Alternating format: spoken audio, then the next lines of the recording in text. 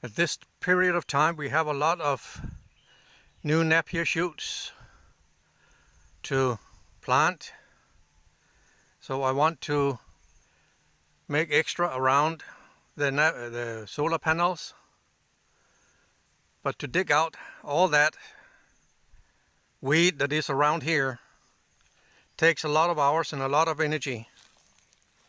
So here we have some of that which is growing down there. This weed is what I will call a cover crop. It covers the whole area almost tight. I don't know what it is. I don't know what it does, but it does do like a cover crop. So if you know what it is, what the name of it, what it does for the soil, benefits or inconvenience, because for me it is inconvenient. I want to remove all of it, and they have long runners on top of the soil that can make new roots, and when it makes roots, the roots seems to be getting quite deep in the soil. I don't know what it is, and I don't really know what to do about it except removing it. The cow and the goat, they enjoy to eat it, so I do get it together for them. The situation is that these tall pillars that you see here in the background used to be here in the soil near the Napier grass. So I dug the hole to take out the pillars and move them out to a larger enclosure to keep the buffaloes away. Now we don't have the buffaloes, and also the cows are not happy to come here into our fields. There's something that is scaring them on the way. So it takes longer time and a lot of effort and energy to lure the cows to come here. So at the moment we are not bringing the cows into the fields, but we are bringing the field onto the cows. But here I used to have the pillars, so I had to cover the holes for the pillars, because I fall into these holes so many times.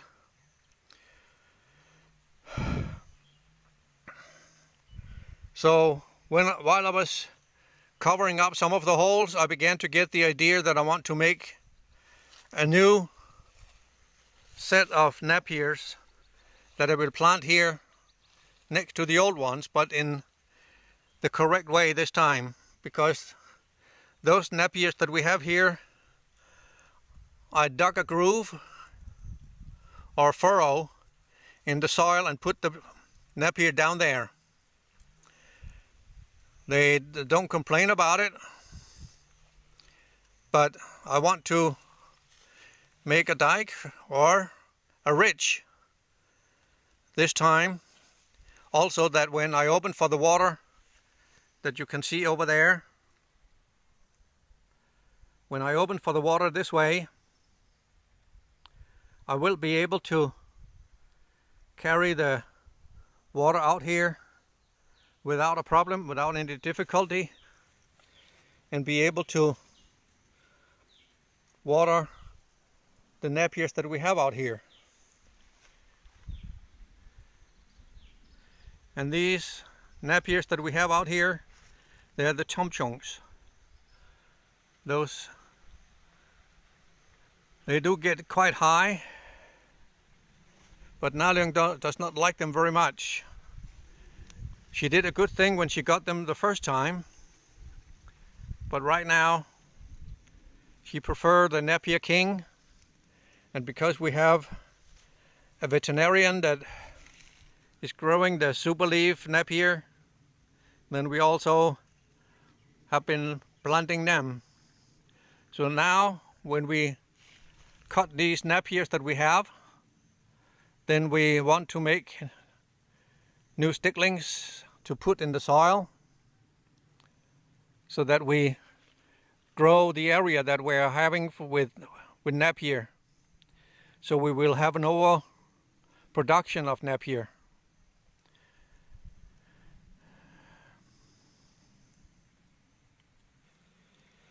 Here on the ground, you can see all these small leaves. Those are the weeds that are very long that we want to get rid of. You can see I just take one grab in the soil and you have these long runners all the way down, and they're filling the place and they're even growing into the forest area. So I want to remove them.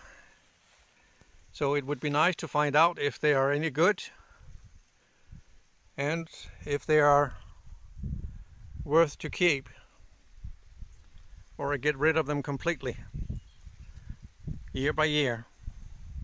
And as I have said in the beginning, when I began to clear this area, I tried to use this machine, and again it failed. It could not do the job because too many roots, too deep root system. So I said to my wife the other day, I even want to throw it back into his face just to get rid of it, because I find it to no avail in big farm areas. As I said, it might be good in smaller gardens where you already have very little weeds, but when you talk about weeds like you have here, then it is to no avail, because a lot of this weed